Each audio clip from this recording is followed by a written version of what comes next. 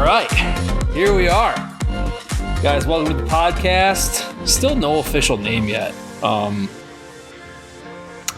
this is going to kind of hang out, have fun. Fair enough. So let me describe to you, like, I haven't decided if I'm going to do seasons yet. Okay. Like a season in episodes. So I'm calling this season 1. All right, fair enough. This will be episode 2. Man. Super pumped to be here with Mr. Evan. All right. Is it Hooper or Hopper? Hooper. Okay. Double O. Double O. I'm not good at English, so. But real quick, guys, don't forget to like and subscribe to the channel, the podcast. We're going to be getting it out everywhere. And just tell us what you think. But sitting down with Evan. Evan, let's see, how do we meet? I guess the marriage group, right? Yeah. Yep. It was just like 6 weeks. Is that how long it was? Yeah, 6-8 weeks. Not super long. I don't think you guys were there the first night, though. I think you might have missed the first one. Yeah? I think so. Okay. Yeah, I could be wrong. I couldn't tell you. I just show up when. Hey, that's all you need, right?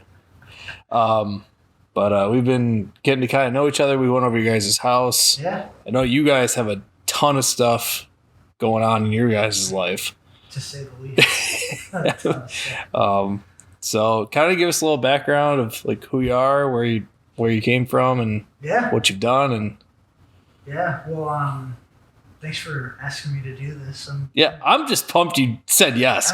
Because this is like, we might get lucky if 50 people watch this. I don't know how I feel about those 50 people that are going to watch it. Yeah. I feel better for them or not. But I'm trying to do this new thing where I'm trying to say yes more, and I'm just trying to put myself out there. So when you asked me, I was like, all right. So all right, so straight honesty, did you just want to be like, no?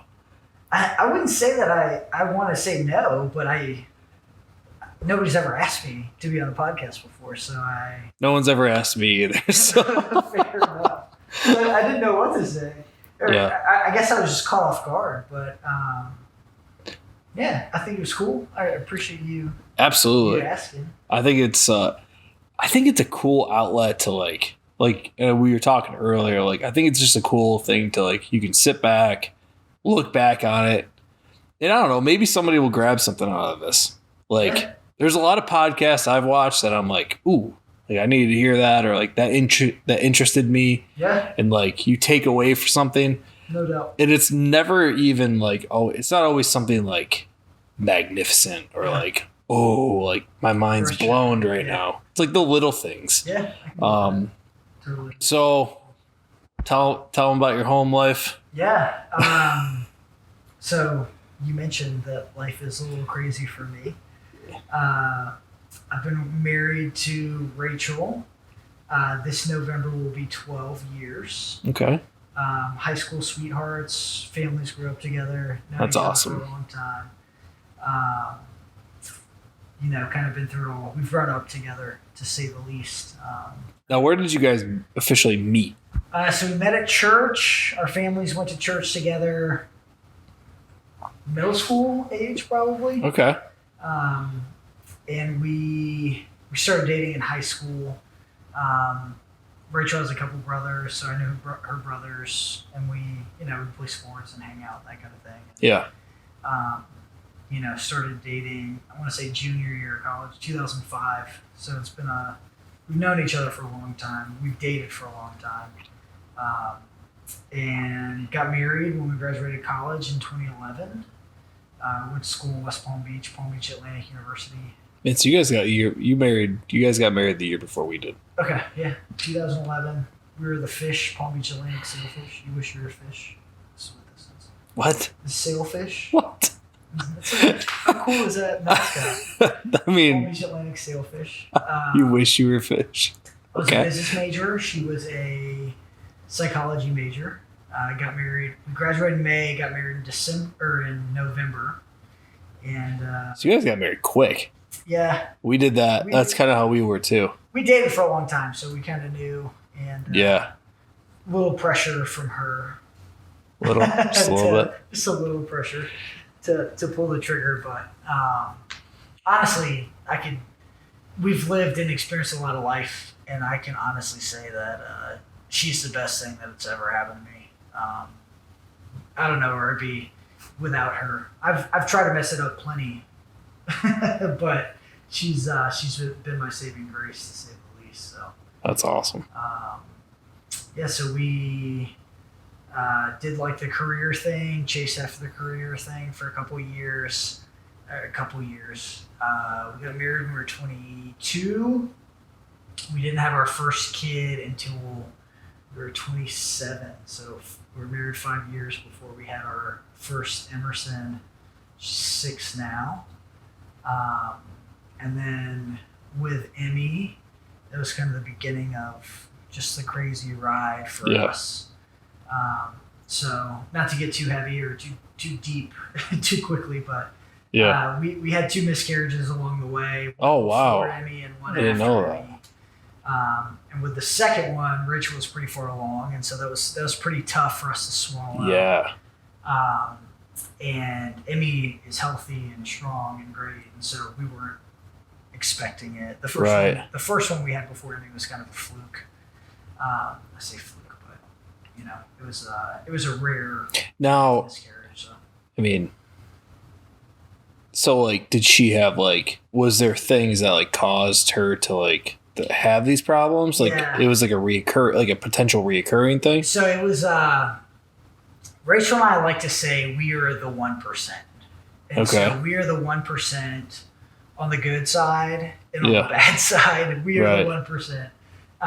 So it was related to the type of birth control she was on. She had an ectopic pregnancy, and it was like the 0.1% chance of this could happen. Pregnancy, and it happened. That was before Emerson, so we figured that it was related to that. So when we had Emerson, she's healthy and strong. Everything was good. Rachel had a natural birth with Emmy, which blows my mind. But she had her in a bathtub, crazy experience. But everything was great. Everything was healthy. Yeah. And then we had a miscarriage in 2018, beginning of 2018. And that just kind of changed the trajectory of our lives because we were just like, okay, what do we do? Rachel always wanted to be a mom and always wanted to have kids. And so rewind to when we were 16 years old, Rachel's mom adopted a baby girl. Lady came to the church, needed help and connection, ended up moving towards adoption with this baby.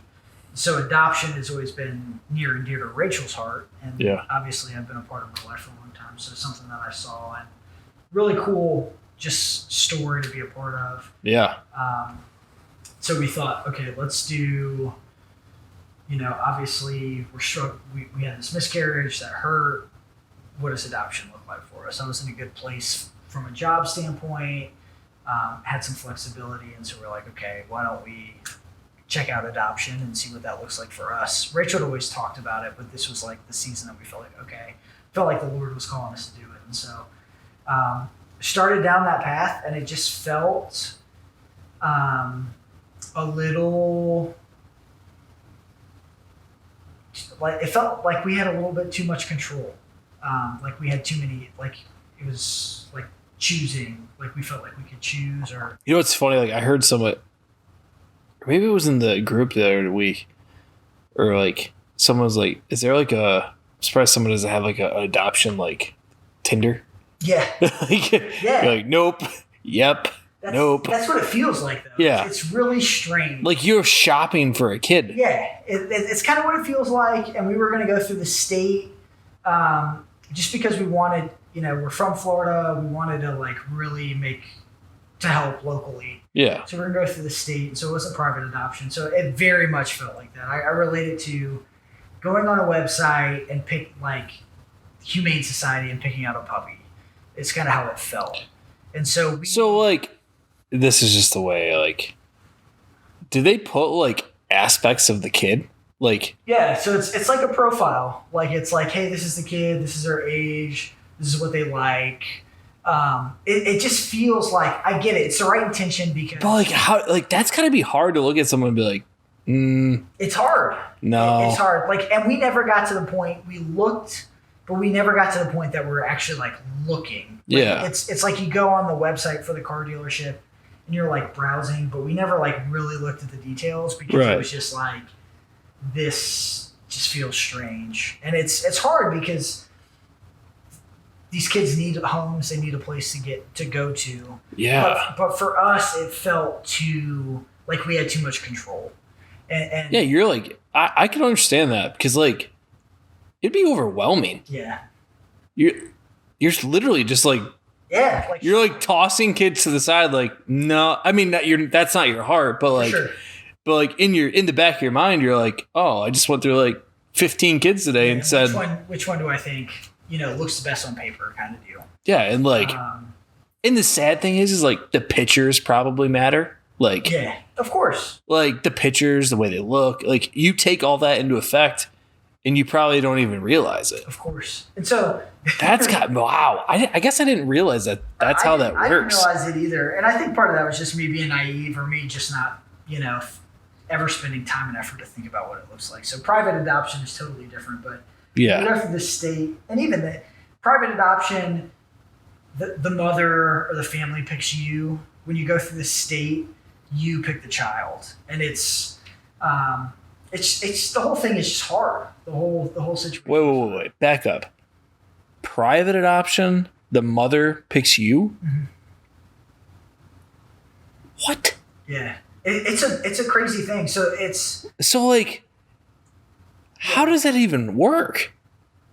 So basically it's reversed. So they interview families and parents that they feel like they feel comfortable with letting their child, because they have the rights. So do they have the child still at this whole time? Or they're pregnant and they haven't had the baby yet. Okay, I guess I didn't realize. But sometimes they could have, maybe not. I don't know how that works. I may sound... Because I'm just thinking, like, you got this newborn baby and, like... you like have people coming over and like you're checking them out. I could be wrong, but I think that could it's probably more pregnant. I think there's potential there. A lot of times it's pregnant. So a lot of times ahead of time. But I do think that there's probably, I don't know, I haven't explored that avenue, but I would imagine that at any point you could just decide. So like, I mean, it's just the way it is. Like we've never really felt led to like do adoption or anything like that. For sure. And that's okay. Like it's for people and it's not. Yeah. No doubt. But yeah, I didn't know that. Yeah, like it was a crazy, eye-opening experience for me. And it's easy to live in your bubble. And it's easy to just get, to pay attention to what's in front of you and what's going on with your family. And so, definitely eye-opening experience for me. And so we felt the Lord kind of pull us towards foster care, because the whole goal behind foster care is reunification. Like how do you partner with families to get the kids back to mom and dad or mom or dad or whatever that looks like. Yeah. Grandparents, whatever that situation looks like. And, we've been here and we love our community and we really felt led to, and we felt like we're in a place where we could do that. And so we went into foster care with this idea of... Now, what year did you start foster care? This was 2018, because this is when it gets crazy. We lost the baby at the beginning of 2018. Okay. And then we start going through the process of... So, forgive me, we had already started the process of talking about adoption. We ended up losing the baby, and this is the beginning of 2018. And so we're like full in, we're going through foster care. And it's crazy because in order to get licensed to be a foster parent, you got to jump through so many hoops, the background checks, everything that you have to do to get licensed. How long's the process? Oh man, I couldn't tell you off the top of my head. I want to say it took like at least 6 months. Wow. But that was 6 months of us like, Rachel, she is like type A personality. Okay. Like, we are going to get this done. Yeah. I'm a little bit more laid back. She wasn't working at the time. And so I was working and she would just, we had a newborn, but she had time on her hands. So she would just get after it and make it work. So I think we probably moved through more quickly than most. And so I want to say it was about 6 months, but there's classes and home visits and a bunch of different hoops you have to jump through. Yeah. Obviously, because you're taking custody of a child that's in the custody of the state. And so obviously from a legal standpoint, there's a million different things going on there. So it's a complex process. I totally get it. But it's crazy because it's way easier to just have your own kid than to become a foster parent. Yeah. And then like the thing is like I would say the most difficult thing I could see in that is like, you always hear, we need foster parents. It's in like, if the process is that hard, like I feel like that's part of the reason why, like I'm sure there's a better way to do it. Oh, no doubt. It all comes down to funding. Like there's not enough money that's dedicated to make it happen to do well. So they're doing the best with what they can, but that's a whole nother conversation. Yeah. But so we start this process of fostering. We get licensed to be foster parents. I couldn't tell you the month. So this is July, August of before that, summer of 2018. We're licensed. We get our first placement. So I couldn't tell you what day it was. So take me to that day, like the phone call. So this is where it gets crazy though, because before the phone call, I wake up, normal day, going to work. Yep. I wake up. Rachel wakes me up. She rarely wakes me up because she just had a newborn. And she's stay-at-home mom, so she enjoys sleeping in. She wakes me up, which rarely happens, with a pregnancy test, and she tells me, "Hey, we're pregnant." Again, after we had lost the baby, it was several months later. Whoa. So we were pregnant with Zoe, who we have now.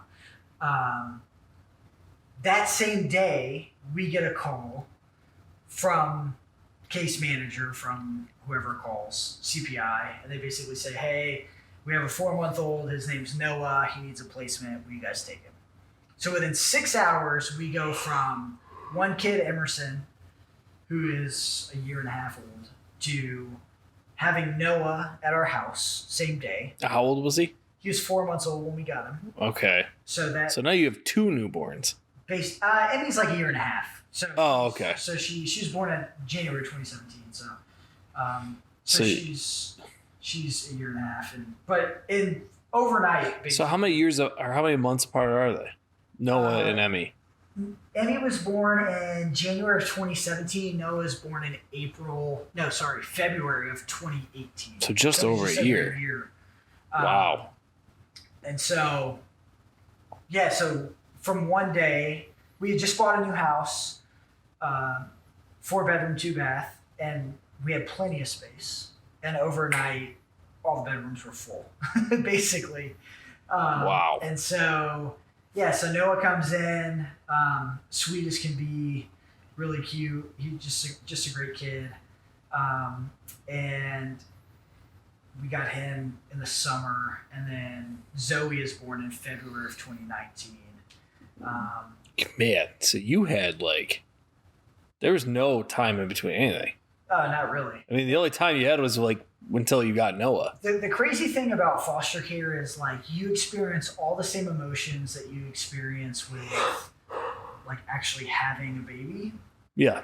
But it's all condensed because you when you get pregnant, you have 9 months, 10 months to prepare. Yeah. For the foster kid, especially if they're a baby, it's like that. You go from everything is the status quo to there's another kid here. How do we tell friends? How do we tell family? How do we get the stuff we need? Right. But at the same time, you have to be I know I know we have some families from where we're from that were foster parents, and you got to be pretty on the DL for a little while. Yeah. You can't just be oh, look at us at the beach, snap, exactly. And stuff like that. And there's a lot of stuff they have in place to protect the kids. And you never know family dynamic and situation and stuff. So it's a complicated process, to say the least. There's a lot of moving parts. So in the fall of 2018, we find out that we go to the doctor for an anatomy scan for Zoe. We find out that she has a major heart defect, most commonly associated with Down syndrome. Crazy, like we weren't expecting that Right. at all. And we basically were presented with the opportunity of like, what do you guys want to do? So let me ask you this: how old were you at this time? I was 28. 28. So when we had Bria, we were 21, Okay. and they told us she could have spina bifida. Okay. Yeah. But we were so young and just like naive. Yeah. Like we didn't think anything of it. For sure. Like we were just like, oh, okay. Yeah. Like could have spina bifida. We'll go to the doctor. We'll get it checked out. Like whatever. Like now, if we were to deal with that, like it's a different. Like we would have a totally different look at it. And so like my question is like, I'm sure that like being older and more mature, I'm sure that rocked your guys' world. Oh yeah, it was hard. It was really hard. The day we found out that she had this heart defect potentially that could be associated with Down syndrome, we named her. We went to brunch in between doctor's appointments. We had a scan in the morning, then we were going to do a secondary scan just to get more info. We ended up naming her Zoe. Zoe Grace. Zoe means life. And obviously, the Zoe life. We just believed by the grace of God that she was going to be healthy and she was going to be strong, and we were going to be able to bring her into this world. And so it wasn't really ever a question for us. Obviously, it's scary to think about like a child not being healthy and strong and developed like everybody else's kids are. But so like snapshot today with Zoe, like how would you say like is anything hindering her? How is she today as of today? She has a chromosome deletion, which is like it's super rare. There's not a lot of literature around her. So when doctors get their hands on her, they love it. They want to study her. And she had an open heart surgery during COVID and the fall of 2020. Fall of 2019, right before COVID. Surgeon, incredible guy. I prayed with him before we went to the surgery. When he came out, he said, "This is the best surgery I've ever done. It's a perfect repair." And, surgeons could be arrogant and all those things. But he's not. He legitimately said, like, "This is the best repair I've ever done in my life." Yeah. And that's what you want to hear. Yeah. Though. Only by the grace of God did we. Imagine if he came out and he's like, "Well, I've done better." Yeah. Like that would suck. Thank God he didn't. But I could tell, like, he was genuinely, like, blown away by how well the procedure went. So she has cerebral palsy, very mild cerebral palsy. All right, so explain, because like I'm pretty health stuff is not my thing. Explain cerebral palsy. Like what are the effects of that? Yeah. What is that really? So Rachel's a nurse, so she can give you all like the technical side of things. We'd have a whole podcast on that probably. No doubt. You know what I want to do? Side note, I want to get all four. I don't know how we'll ever do it, but it'd be awesome to get all four of us together. I mean, that'd be a totally different dynamic. Oh, yeah. And she can help with all this stuff. But it's essentially like a neuromuscular disease. I don't know which one you want to call it. But basically, like your, what's it called?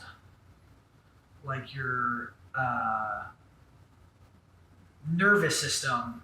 There's like issues with your nervous system and muscles, which create like either like a limp or like restrictions in movement and that kind of thing. So she has really mild. So she wears ankle braces, and if you see the way she walks, she's incredibly unstable.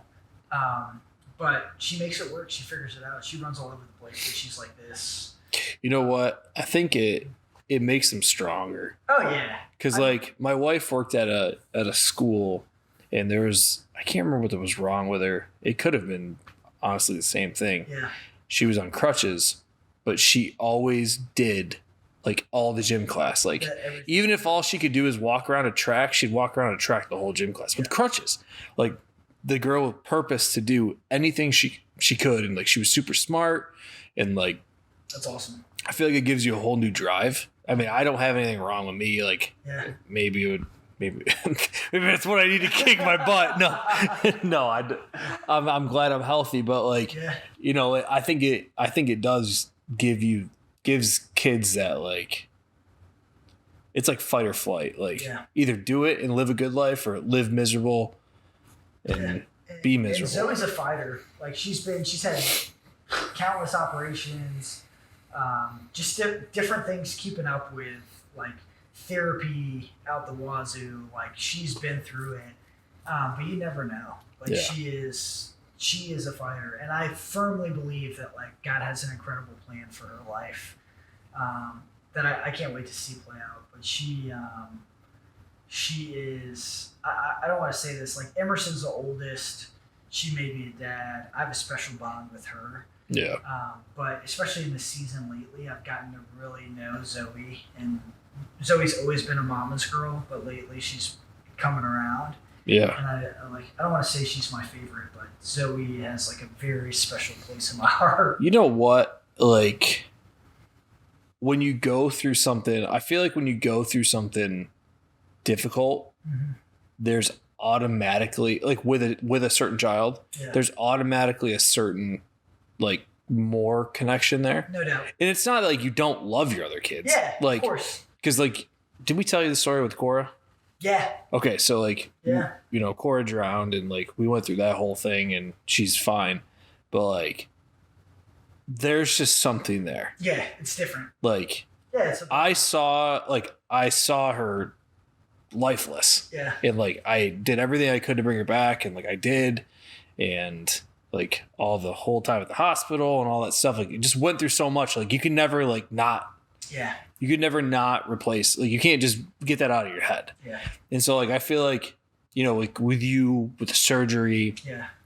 You know, like I understand that connection. And, like and we fought for her. Like we have fought for her physically from a health standpoint, but also like developmentally with school, all that kind of stuff. Like it's like hard earned ground with her. Yeah. You know, I was just blood, sweat, and tears. I was just talking to somebody, I think it was today, a buddy of mine on the phone, and I was like, you know what, like us as parents have the option to let things happen in our kids' life, like based on our fight.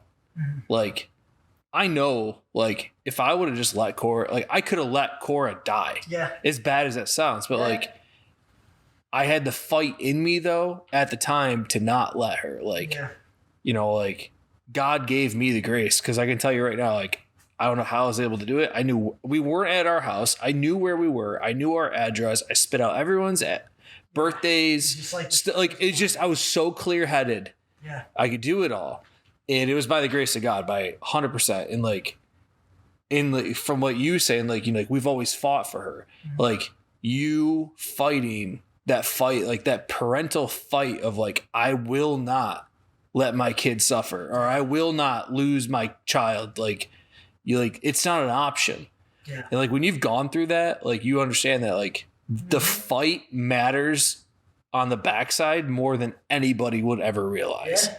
No, you're absolutely right. I can absolutely relate to that. Because like if you in sometimes like you know, obviously the picture perfect life is kids are healthy, nothing's ever been wrong. Like that's a great testimony. But at the same time, like until you've gone through something like that, you don't understand. Like sometimes you have to fight. Yeah. And I'm starting to realize more and more like about that stuff, because like you don't think about it like at the time, but then you start replaying those days and you're like, oh shoot, like this is how that played out. Yeah, and I think with Zoe specifically, like she has taught me as much about God and who He is as anybody in my life. Yeah. And she's 4, and she's a peanut, and she's, you know, like if you looked at her, she's the cutest thing in the world. But you just, it's amazing to think, you know, she's only been in the world for 4 years, and she's had such a profound impact on my life. And I can absolutely understand what you're talking about. Let's take a quick break for a second. Just want to check, make sure everything's good. We'll hop back into it. Cool.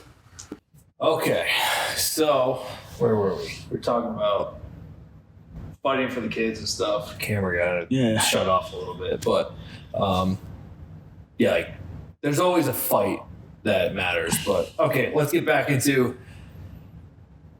You find out you're having Zoe. Yep. You just got your first foster kid. Yep. All on the same day, right? Same day.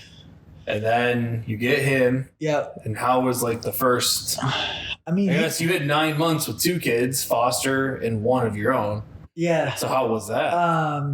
It wasn't bad. He was easy. At this point, we had things kind of figured out, so it wasn't too hard. It was an interesting transition.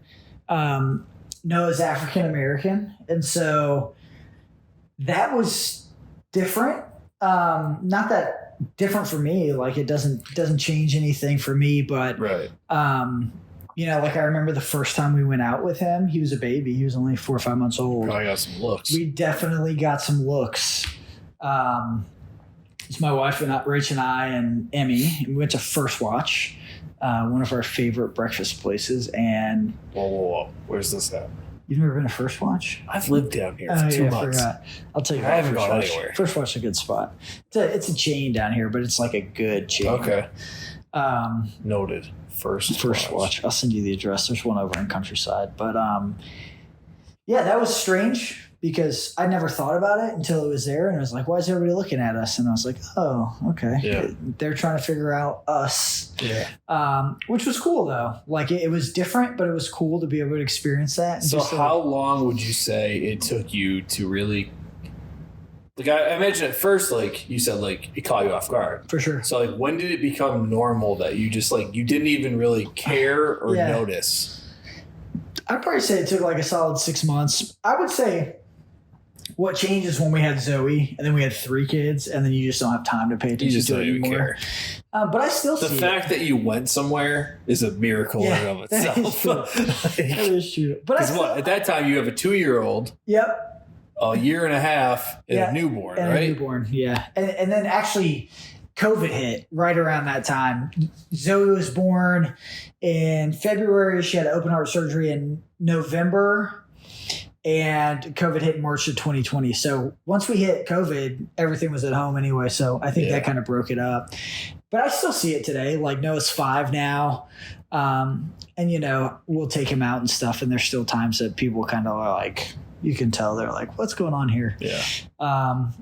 And so like, I'll catch it if I'm aware, like being aware of it. But yeah, so fast forward, we have 3 kids now. Well, Noah, we go through like a 2-year-long process to adoption.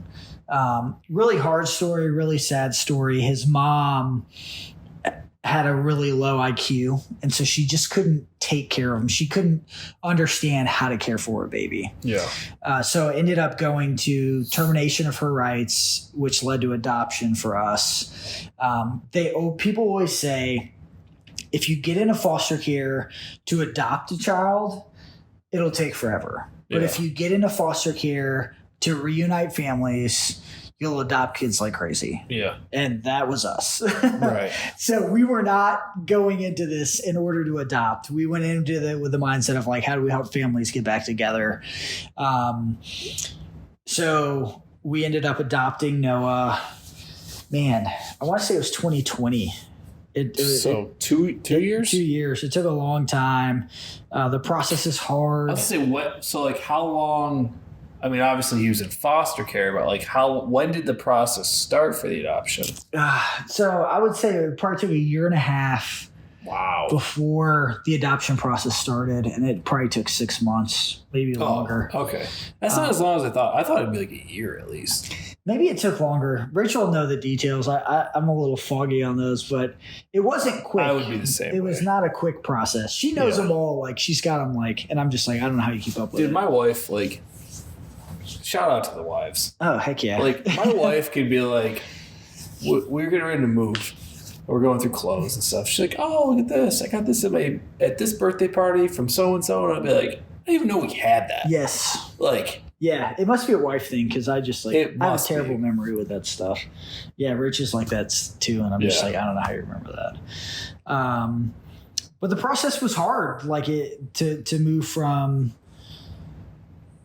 towards adoption. Then there's more, like when you go to become an adoptive placement, there's more vetting process that you have to go through beyond just being a foster parent. Background checks, financials, all that kind of stuff, just to make sure the state's doing their due diligence. Right. And so we are no longer foster parents, but potentially foster parents again. Yeah, we'll get there. We started fostering in 2018. We closed our home officially in 2022 after the adoption of our second son, Malachi. Over that course of those 4 years, we had, I want to say, a total of 7 or 8 different placements. Really? Okay, so I didn't know that. So we had a few long-term placements. Most of them were long-term. And then every once in a while, we had a few short-term placements that came in. So, like, did you have any that were older age? We had one teenager for a week or so. Really? Okay. So, all right. We had... Yeah. Obviously, we don't want to name drop, but like, you gotta tell me a little bit about that. Like, that had to be interesting. Yeah, it wasn't as crazy as people would think it was. She was a sweetheart, and it was like it's all paperwork, and it all has to do with like dotting your I's and crossing your T's. And so there was a little gap with the foster family that she was with. So they had to move her for that family to get their stuff back in line for her to go back. Yeah. And so we prayed about it. One thing that was big for Rach and I was Emerson was our oldest, and we wanted her to stay our oldest. We never wanted to bring in a placement that was older than her. Yeah. Somebody had given us that advice. And so obviously she was young. So what that meant is we had a lot of young placements. I've held more newborns and fed more newborns than I. So I have this weird thing about me. So I have this like, unless like I won't hold a new baby. I mean, we have a new one if you want to. I don't. I mean, I like she's cute and everything. I mean, next time you come over, I'm gonna make you hold her. Then. Like, I just don't want to. I mean, like I loved holding my kids. But like I just have zero. I mean, I'm the same. Like I have zero desire of holding anyone. Like when I see like when you bring them into the marriage Mondays, everybody's like, yeah. Everyone's like, oh, can I hold her? I'm like, I'm not like get that kid away from me, but I'm just like, please don't ask me. Like I just I don't have a desire. I don't know. Like I just don't have a desire to hold a baby. I get that, and I'm kind of like that too because like I do really well. I enjoy when I can interact with a kid and they can interact back with me. Yeah. I struggle with like newborn is like take, and I don't really get much out of it. It took me years to like. It's not about me, but it took me years like to just even get to the point. Like I realized early on, I'm like, I got nothing. For this kid. Like, I'm dad. Yeah. But like, it's hard. At least for 2.5 years, you got nothing for that kid. Yeah. Mom's got it all. Yep. Like, they need mom more than they need you. Like, they need you, but like, in reality, of course, it's the mainly bond mom. And everything. It's hard. It's like, definitely hard. But like now, like I said to you earlier, I'm like, just wait till your kids text you. Like, getting a kid like. I was texting because they're up in New York right now, and I was texting them a little bit, and like it's just fun. That's awesome. Because like we have that little like outlet. It's just us. Like we can say whatever we want to each other, and like it can be cute and funny, and like that's awesome. I took Emmy to Adventure Island Water Park last week.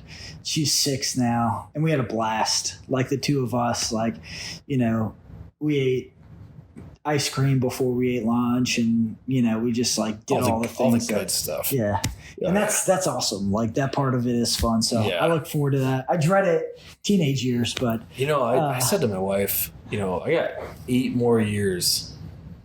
My oldest, like that's crazy. And she's 10, and you're younger than me, and you have 8 more years. I have 8 more years. My oldest, man, and I only have 9 more years. My middle. You're gonna be young when all the girls are gone. When Cora's 18, I'll be 45. Man, I'm gonna be. Yeah, but how old are you? 34. You're only 2 years older than me. Yeah, but I got a 2-month-old. Yeah, but your oldest is 6. Like it's not like the 2-month-old isn't gonna leave the house for 18 months. And Noah, 18 months or 18 years. And then And Noah, obviously, so we didn't talk about that, but Noah, fast forward down the line, is diagnosed with autism. So, that's part of the risk that you take when you adopt through foster care as well. So we don't know who Noah's biological dad is because paternity tests, they tried 3 or 4 different guys and none of them came back as his dad. So we have no idea who his dad is. Mom has a really low IQ. So there's a lot of medical history and a lot of stuff that you just have no idea about. Right. So we make the adoption. And one of the forms you sign when you adopt is I adopt this kid regardless of whatever medical things arise. Basically like an as is form. Basically. and that's exactly what it is. I mean, it's horrible to say it that way, but that's exactly it's like you're selling a car as is pretty much, take it or leave it. And obviously the state doesn't know. You know more than the state knows. Yeah. But that's what it is. And so we find out Noah's got autism. So with Noah, who knows? My kids may never leave the house because we may have Noah forever. But you know what though? There's so many outlets now though, and I've been around Noah. You can notice it, but it's not I wouldn't say it's the most extreme. Oh no doubt, he's level 2 on the spectrum. How many levels are there? 3 levels, so he's in the middle. Okay. And he has a ton. The cool thing is the state provides a ton of services. So he has So. I tell Rach, and Rach and I talk about this all the time, but Noah has the best opportunity to have the fullest life that he can have with us, because the resources and the things that are available that he just would not have been able to get with his mom. Yeah. And so he's going to have the best chance to live whatever life looks like. They have a lot of those houses now too, when they get older. And this isn't I guess sometimes you think it's bad because the comedian said it, but it's kind of true. He was talking about those homes and he's like, you ever thought about that? He's like, you basically these guys just get to hang out with their friends all day. All day. I mean, and then all of a sudden they're like, we're going to Walmart, and it's field trip. They just get to go do these cool things and all this stuff. He's like everyone feels bad for him. He's like, I'm jealous. It's just you're hanging out with your buddies. You get to go do all this stuff. It's just cool. My plan is to own the home. Yeah. And have Noah work and pay my mortgage. It's kind of the plan to pay us back. But yeah, there you go. That's exactly it. But it's funny, all those homes and stuff. Awesome. You don't think about it. They just get to hang. I mean, don't get me wrong. There are bad case scenarios and stuff like that. But you get a good place. My wife used to work in one, and she grew close to those people. Yeah. He's the sweetest kid. He seems great. He seems really sweet. He's beautiful, man. His smile lights up a room no smile I've ever seen. That's awesome. And he drives me crazy at times. He drives me more crazy than anything I've ever had. I know with autistic people, have you found his niche? Does he have a niche on something? Some of them are into music. Some of them can memorize. Is there any niche like that? I think it's a combination of memorization and music. So he's getting better as he gets older, but he doesn't communicate verbally a ton. But he can memorize things and recite things like nobody's business. And music is a huge thing. So there will be, he loves Adele. Okay. Adele will be playing on Alexa and he will out of nowhere come into the room and sing an entire verse of this song.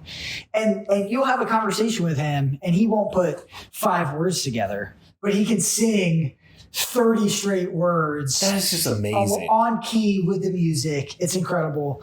Do you feel like you could in a way communicate better with him with music? I think potentially. I don't know, I'm sure it's out there. I don't think it's mainstream, as a therapy option, but that's really interesting. My thing is okay, you want to convey something to him, if you knew what type of music really got him going. Yeah. If you sang to him in a way. Yeah, that's interesting. I haven't thought about that before. I mean, I'm sure someone has it. I've never. I need to look into that. That's really, it's an interesting thought. It'd be almost the way I could think of it is blind people with Braille communication. Same thing. It's an opportunity to communicate with a way they know. Yeah. That's interesting. I gotta ask Rich about that. I wonder if she knows. Yeah, I'm curious to know because I think that'd be awesome too. Like, yeah. Because what if you could open up this whole new communication realm? I mean, I can't sing though, so that's Rachel's got a good voice. Yeah, but you know what though? Like with AI and all this stuff, just auto tune it all. You just auto tune it and just be like, "What do you want for breakfast?" That's awesome. That's exactly it. It'd be interesting. No, he's a good kid. Like I haven't been around him much, but he seems like a really good kid. He runs. That's his thing. Like he elopes. Like he runs. And he thinks it's fun. But I picked him up from school last week, and he randomly started reciting the Pledge of Allegiance. He's 5 years old. He's been to kindergarten. He went to kindergarten or VPK. He's in kindergarten this year. And I guess they say the Pledge of Allegiance every morning, like before school starts. Yeah. And this kid knows the Pledge of Allegiance. Emerson, who's 6, who is really smart, who is incredibly talented, doesn't know the Pledge of Allegiance. So there's definitely that side. And he knows every single word of it. And it's like, what in the world? So I wonder if he's gonna be one of those kids where he could read a book and memorize it. I mean, yeah, I think that's a thing that comes with a trait of autism. Yeah. There's a super power. There's exactly. That's the best way I can describe it. And how do you tap into that? And so, I'm sure people have tried to figure out ways but yeah, I just wonder if he's the music thing, it'd be cool if you could communicate with him. Yeah, that's a great idea. I have to ask Rich about that. I'm really curious to know. She knows about all the different services and stuff that are offered, but yeah. So sorry, another tangent there, but it's all right. So it's usually how they go. Yeah. So after we had Emerson, 2017, Rachel says, as audibly as she's ever heard God talk to her, she heard God say, "You're going to have a son. His name's going to be Malachi." So this is 2017. She started saying "Hey, God told me we're going to have a son named Malachi." And I'm like, God's never talked to me. I've never heard God talk. Great. We're going to have a son named Malachi. So, all right, 100% honesty. Were you okay? Yeah, I totally dismissed it. You were just whatever. And it wasn't even I didn't think about it. I didn't even entertain the idea. So it was one in one ear, out of the other. Yeah. I did not even entertain the idea because I was just oh, God's never talked to me. Until 6 months ago, God talked to me. He told me to grow up. But, it in one ear, out the other. Yeah. This idea. And for years, she kept saying, we're going to have a son. His name's going to be Malachi. And I always just kind of dismissed it. Our life's crazy enough. We've got 3 kids. Noah's autistic. Zoe has these medical conditions. We're done. 3 kids. We continue to foster. Like I said, I think we had 6 or 7 placements, a few long-term ones, some short-term ones. The way that it happens is crazy. Most of the time you get a call within a few hours, the child's at your house. You don't really know much info. You don't really have a lot of stuff. And with some of the placements, so we had one placement, he was at our house. He got to our house at 8 or 9 o'clock at night. He was gone by 7 o'clock the next morning because they just needed a place for him to sleep overnight. Did the kid sleep? Yeah, he slept. Rachel held him. Was it a younger kid? Yeah, he was probably 10 months old. He was the easiest kid, sweet as can be. We actually called them the next day to say hey, we'll actually take him as a placement. And they said, hey, we already found a family for him, which is awesome. We always love that. Crazy stat in Pinellas County. So for all the churches in Pinellas County, if every church had one family say, hey, we will become a foster parent, it would eliminate the foster care system. Every kid that's in the foster care system would have a home if one family from every church said, we will become foster parents. Really? I didn't believe that at first. but I did some research and I looked into it, and it actually sounds like a pretty legitimate argument. Yeah. There's enough churches. 1 million people live in Pinellas County. Obviously, not all of them go to church, but there are enough churches. And if one family from every church would step up, it would totally eliminate the need for foster care in Pinellas County. Yeah. Crazy fact. So fast forward 2021. I'm running on my treadmill in my office. Rachel's on the computer. She gets a phone call. No, we're talking. We have to get relicensed. So you got to get relicensed every year to become foster parents. Okay. We had a long-term placement. His name was Jace. I don't know if I'm allowed to say that or not, but he is. So you didn't say his last name. He's been adopted by another family. He was a great kid. We had him for 8 months. He had just transitioned out. We were like, okay, we don't know if we want to continue to be foster parents or not. Yeah. We're talking about relicensure. Rachel's working on the paperwork. I'm running on the treadmill in the office. She's on the computer. She's like, hey, I'm thinking about changing our profile, like what age of kids we want to get, because Emmy's older at this time. And I'm like, yeah, let's. I'm tired of babies. Like, I'm tired of staying up all night. Let's get older kids. And I relate to older kids more. So she says, okay, let's do like a year and older. And I'm like, okay, cool. But be honest, so you're going to be okay if we get Malachi and he's over a year old? And she's like, no, Malachi's out there. I believe that we're supposed to get him like, she's like, I don't know when we're supposed to get him, but if we have the chance to get him when he's young, I don't want to miss it, because we said we're not going to take anybody younger than a year. Yeah. So we're like talking about the paperwork. I'm on the tread. 30 minutes later, humble brag, I ran for at least 30 minutes. She Listen, 30 minutes longer than I would. She gets a phone call and she's like, Evan, they just called me and they asked if we would take another placement. And I'm like, not in the mood. Like, I'm just like, I'm not ready to take another kid. Jace was here. I'm ready for a break. Our family needs a break. And she's like, well, what if it's Malachi? And I'm like, well, if it's Malachi, then obviously we're going to say yes, but find out what the kid's name is. And that's my way of saying, like, there's no way this is going to happen. Right. She calls the lady back. She's like, what's the kid's name? And she's like, Malachi. And so Rachel tells me, she puts her phone down. She's like, the baby's name is Malachi. And I'm like, you are so dumb. Like, stop messing with me right now. No, that's I'm almost enough. done with my workout. You're full of crap. Like, there's no way. And she starts crying and she's like, no, Evan, his name is Malachi. And I'm just like, what? Like, I get chills when I think about it now. I'm like, there's no way. And sure enough, it was Malachi. And I got more stories to tell you of like how God ordained and brought Malachi into our lives. And the craziest one was, we went out of town when Noah was a foster kid. So we left the state. You can't take a foster child out of the state without a state court order. So he stayed with another family. He stayed with this family. The family had a baby who was Malachi's older brother.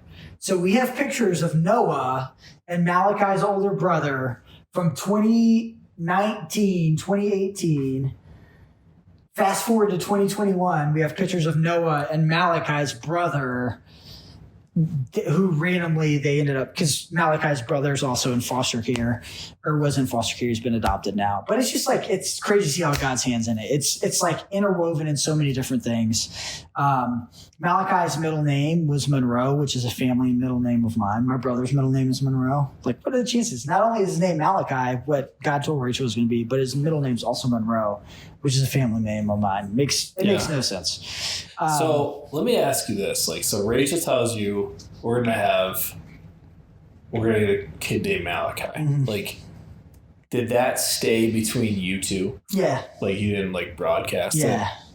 I Because mean, I've noticed that God, like, when stuff like that happens, God tends to, like, it plays out when the person respects, like, the secrecy of it. Yeah. Like, if you would have went around and say, like, God told us we're going to have a child. Because, like, think about what that does to somebody, like, from the outside. Yeah. Like, oh, that's crazy. But then, like, what if it didn't happen?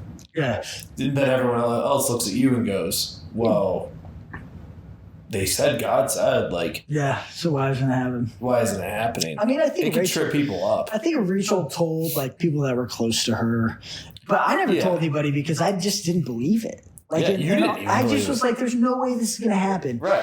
Malachi is a biblical name. We live in Pinellas County. It's pretty liberal.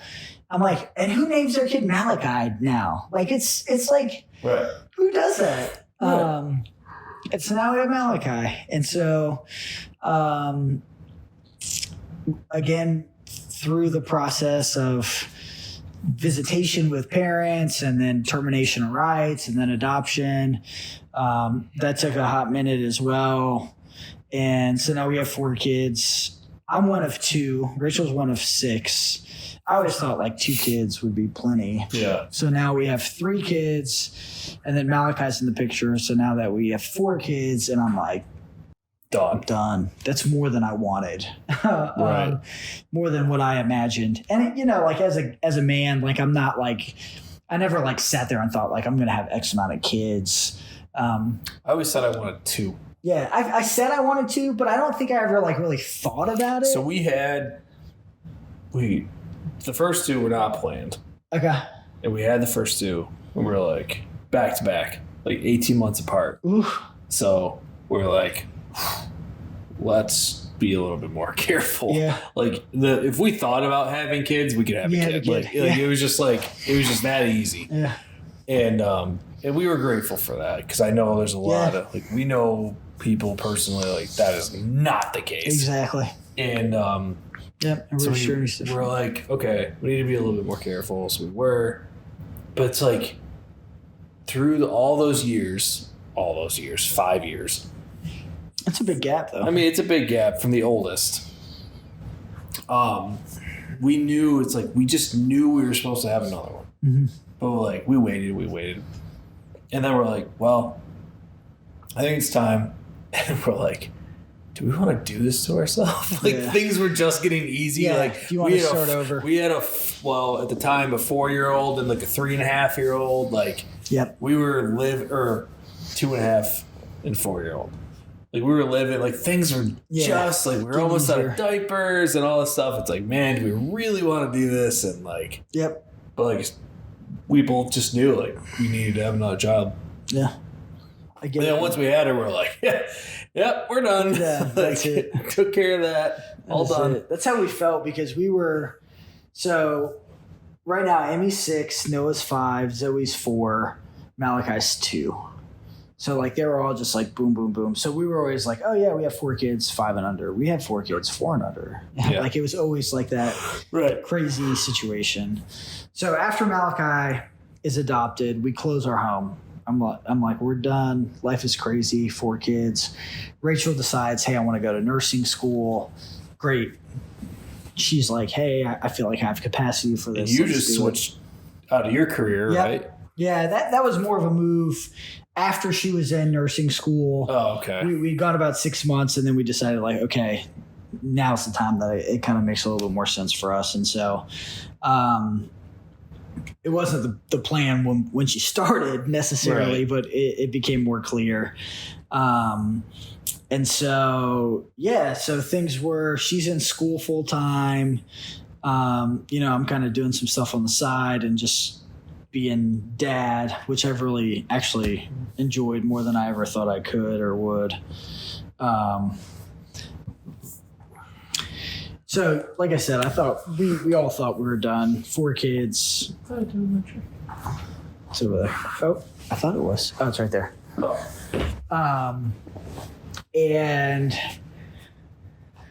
we're like 4 kids. Zoe's got her stuff going on. Emmy's really healthy. Malachi's really healthy. We got the bookends. The 2 in the middle, Zoe and Noah, have their stuff. We felt good. Looking forward to this summer. It was just going to be the girls. Malachi's in daycare. Noah's in full-time therapy. So it's going to be me and the girls, and we're going to have this epic summer of kayaking and busch gardens and beach and fun. We're like a weekend. I get a call from Rachel and she's like, "Hey, are you sitting down?" And did you know right then and there? I had no idea. My first thought was not that. So one thing that's important to us is like we've tried to keep in contact with the boys' moms specifically because when they get older, we want them, it's their story. And so we're not going to keep anything from them. Like we want them to know, like obviously age appropriate conversation, but we want them to understand and know like what their story is. And it's their story. It's not ours to keep from them. And so we've tried to keep in contact with moms. So when they're old enough to say like, "Hey, I would really like to know who my biological mom is. I'd like to meet her," or whatever, we can make that introduction. Right. Again, everybody has a different opinion, thought around that. I'm not saying one's right or one's wrong. That's just our personal belief around it. Right.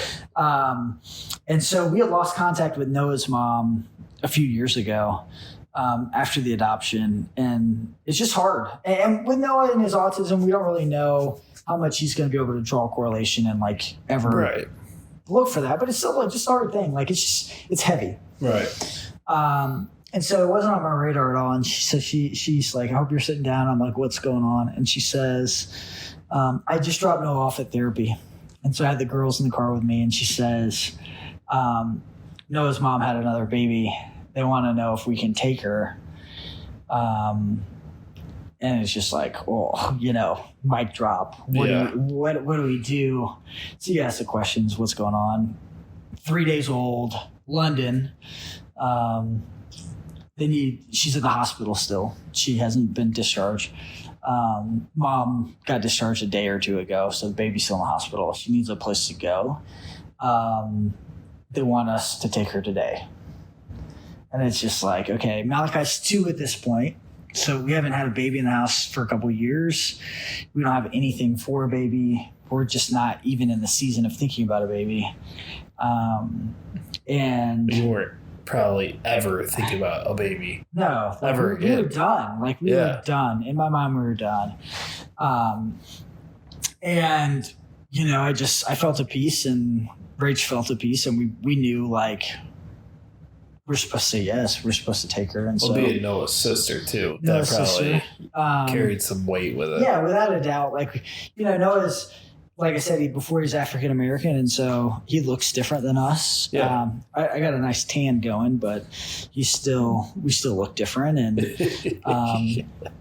and it's a sibling. Like it's like, how do you say no to that? Right. You have the option to bring 2 siblings together. Yeah. Like how could we say no? Right. Because if we said no, it would just be strictly out of our own selfishness or not wanting to become uncomfortable. Right. And I said before, like we're in a place where we're trying to say yes, and we're just trying to be obedient a lot more than maybe we would have in the past. Like we lived a life for several years that we were very comfortable, and we enjoyed being comfortable. We didn't like getting outside of that comfort zone. Yeah. And I think we learned a lot in that. And I think God has really called us and challenged us to understand that like life isn't always about being comfortable. Yeah.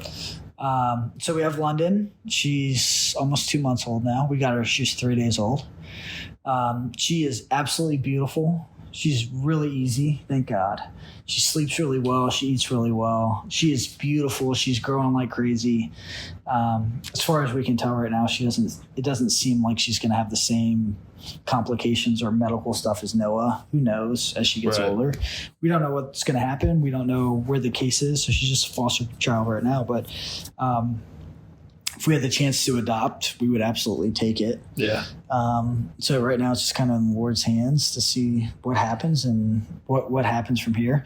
If I think something that's been really cool for me is now that I'm taking a step back from chasing after, running the corporate ladder, chasing after, earthly and worldly success and everything that comes with it. I think I missed out on a lot with my kids. And so with London, it's like the chance for me to do it over again. Yeah. So when Rach is in school, most of the days of the week, I've got London and the girls. And it's fun. Like I'm like London's main caretaker, which is crazy because. So how old is Emmy's how old? 6? Emmy's 6. How Zoe's old? 4. And London is 2 months old. 2 months? Man, that's like almost the same span of like what I have. Yeah. With my girls. Like you just have the boys in the middle. Yeah. Thankfully, Dude, they're busy during the day. Right. I wouldn't know what to do with a boy. Yeah. Like they're easy, man. They're a lot easier than girls. Like they're so much more high strung. Yeah, they are. Like it's fun though. And we're just I'm just not used to it. Like my girls want to make a bracelet and color and paint. And, Malachi and they want to jump off things. Yeah, they just trash everything. Like we were at your house the one day and like he wanted to like climb up on the counter. Yeah, Malachi ate dog food today. Oh. He was just like, he wants. Well, I'm pretty sure Avery ate dog food at one point. Okay, so it's not just it's not a boy thing. It's just a kid thing. Always dirty. Malachi is dirtier than any kid I've ever seen. It's ridiculous, but you know what though? It goes by so fast. Yeah. Like thinking back, like how do I have a 10-year-old? That's crazy. Like it doesn't even make sense. Like my middle daughter, her birthday was on Monday, which sucked because I wasn't with her. Yeah, that sucks, man. We had some special time while I was up there, but yeah, she just turned 9, and I just said to my wife, I'm like, we got 9 more years. Like we're halfway right now. Yeah. Like that sucks. Like I mean, okay, they're gonna be around still, but like for sure. That's when they start. Like that's the turning point. Like they don't go to high school anymore. Yeah. They don't go to like all this other stuff. Like not this year, but next year, my oldest daughter's going to middle school. Yeah. Like that's nuts. That's insane. Yeah, thankfully I'm not there yet. I'm lately I've had a lot of like realization. Well, I've had a lot of time to think. Been home for a week and a half by myself. But like I've had a lot of time to think and stuff, and it's like, man, like I've realized a lot about myself kind of in the same manner. I mean, I don't know details with you, but like just like how selfish I've been. Yeah. Like it sucks. Yeah. Like it like you said, like God told you to grow up, and like I said, I don't know the details of that. And but I feel like God's kind of telling me like that, like it's kind of like you're freaking 32 years old. You have 3 kids, a 10-year-old. Yeah. And here you are making stupid, selfish decisions in life. And like, you just feel like, I've apologized to my wife more in this past couple of weeks. And there's other things that go along with that too. But like more than I've ever had in my life for how I've been for the past 11 plus years. Yeah. Like, yep. Yeah, it's crazy. God has a way of grabbing a hold of you and shaking you when you need it. And I mean, this has really kind of been a season of that for me. I mean, you name it, I probably got you beat. Not that it's a competition, but I don't know, man. We can talk about this a different time, not on this, but like, dude. And you know what though? Like, what I'm trying to learn too, and like. Because naturally, I'm a person that keeps things to myself. Mm-hmm. I keep my emotions in. I don't want to let it out. I don't want to talk to anybody about it. Yeah. It's like a pick the rug up and put it underneath type of thing for me. And I'm trying to get past that. And that's like kind of why like I want to do this stuff, because like you get into conversations and sometimes you finally hit that point where you're like, oh, I can say this. Yeah. Like, feel comfortable enough. Yeah, of course. And I'm not saying like, oh, I'm bringing you out here to tell me everything. Like, that's not what I'm getting at. What I'm getting at is like, I'm doing it more for me than it is really anything else. Is like just to like be able to talk to people, like have these conversations, and like, you know, going to Harborside Church. Like, I've realized the meaning of like that small like talk with everybody else. Like it just means a lot. So. Yeah, that's cool. And I mean, I think that's something that like that I'm learning in this season. And I think the biggest thing for me that I've recognized is that like you think that like you're in your 30s and you've got like life figured out, like you should have it figured out. And I always imagined that I did, but I realize now that I have like more, I have less of a clue than I ever even recognize. And that like I'm more lost than I probably ever even realized. Dude, I'm in the same boat. Like, but I've, in the past 3 weeks, I have realized like not everything I've lived is a lie, but like I've painted a picture that's really not like true. Oh yeah. I painted that picture in my mind like, oh, everything's good. For sure. Like I got a wife, I got kids. Yeah. I own my own home. Yeah. Like I'm doing it. Yeah. But like when it really comes, you funnel it all down, like strip the house away, strip everything away. Like, how are you? Like, how are you treating your wife? How are you treating your kids? How are you doing things like in your life that are actually good? And I'm like, yep. Yeah. Failed at that. Yeah. It's humbling, man. Life has a way of humbling you and humbling you quickly. And, I think it's about, how you rise from that and how you come back from it. And, I mean, I can totally relate. I can absolutely relate to what you're saying. I think we have I don't know for sure, but it seems like we have a similar background of like, even just like our lifestyle of like, we were both, you used to run a Chick-fil-A and like I used to run my own business, and now we're both in this spot of life where it's like completely opposite of what we are ever used to. And like, we have these dreams and aspirations in us, and like we have that entrepreneurship in us, like both, and like you're like juggling what we're supposed to do, and it's like, but the main thing I just keep coming back to is like learn to be content. I said that, I said that in Marriage Monday the other day. It's like, if there's anything I'm learning is like I just want to be content with what I have, of course, no matter where I'm at. Like I think to myself, like, could I be happy with just me, my wife, and my kids under a bridge? Yeah. If I had to be? Yeah. And like, the answer's no. Yeah. But like, at the same point, like, what if that's all I had? Yeah. Is it still worth? Like, is life still worth it? For sure. It is. The answer's yes. And so like, it's learning to get to that point though. Yeah, it's hard, man. Especially like in the world that we live in now. There's so many inputs and so many different things telling you. I think like we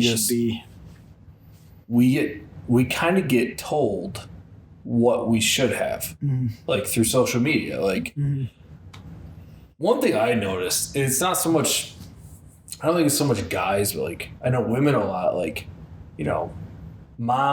some mom, like, took the right videos and all this stuff, and we went to the park and it was fat, look at the little lunch I made and like all this stuff, and like meanwhile like there's like these other moms like, well, I can't do that, like I'm failing as a parent, like or we just like we heard Kelly the other day, like she went over to the house or whatever, and like the bathroom was perfect, and she's like, my bathroom doesn't look like this, and like I think we just get we kind of get influenced. I mean, that's what they are. They're influencers. Yeah. We get influenced on what we should do and what we should be like. And, like, it's just all fake. Like, I was listening to the radio and they're like, oh, yeah, like all those like videos of like people getting a phone call saying they're going on tour. Like, it's all fake. Like, it's all set up. Like, everything's set up. And you make it, you let people see what you want them to see. I've heard this for years, but comparison's the thief of all joy. And it's like one of the most true statements that I've ever heard in my life. I mean, comparison in its root is just jealousy. Yeah. Yeah. And jealousy in its root is just pride, according to the Bible. Yeah. Like, if you're comparing, you're jealous. Yeah. Because like, if you're not jealous, you'd be like, oh, I'm so happy for him. Yeah. Like, yeah.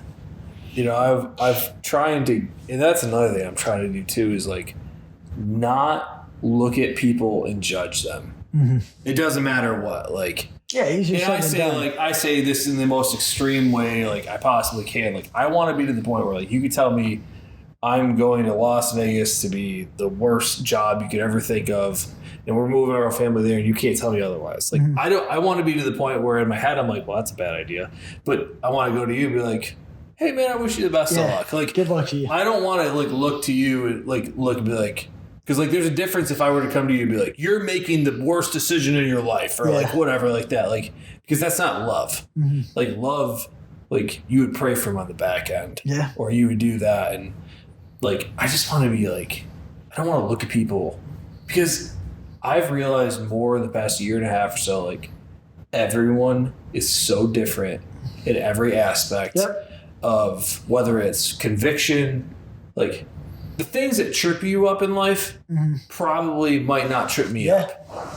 But, like, the things that trip me up might not trip you up. And it's like, how can you can't compare apples to apples. Like, it doesn't work that way. And I finally understand that, like, you have to walk out your salvation. For sure. You have to do what is best for you. Yeah. And trust me, I'm, like, still starving. Like, I have so much I need to fix in my life. I'm with you on that, man. I'm with you on that. One day at a time. For sure. One day at a time. I heard, I think I was telling you earlier, but I'm rereading this book, In a Pit with a Lion on a Snowy Day by Mark Batterson. And one of the quotes he says is, the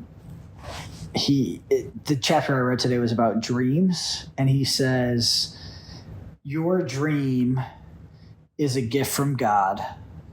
And you pursuing your dream and making your dream reality, or like chasing after your dream, is your gift back to God. And I thought that was such like a cool statement, or like a cool idea of, like, you know, the way that we're wired and the way that we're inspired is a gift. Yeah. And then now it's up to us to do something with that gift. Yeah, like it's put inside. It's like the seed's put there. Yeah. Like, you got to water it. So what do we do with that? Yeah. I think is so cool. That is good. And so this has been cool, man. Thanks for asking me to do this. Yeah, I think there's a lot more, like, I know we could get into, and we're definitely pushing like an hour and 20 minutes. Yeah. No one's going to watch that long of a podcast. Yeah, we're going to have to break it up a little bit. But thanks for doing this. Of course, like, man. It's been fun. We got to do it again. Yeah, thanks for the invite. I think we could go a million different directions and a million different ways. Man. And if we can get the wives to all, like get our wives here and, like, get that conversation going, I think that would be even more awesome. Agreed. So the only requirement I ask of you is hibachi again. So as long as you 100%. I was impressed, man. You did well. Thank you. Made a hibachi for dinner tonight. Yeah, it's solid. That's how I paid him to come on. It was very solid.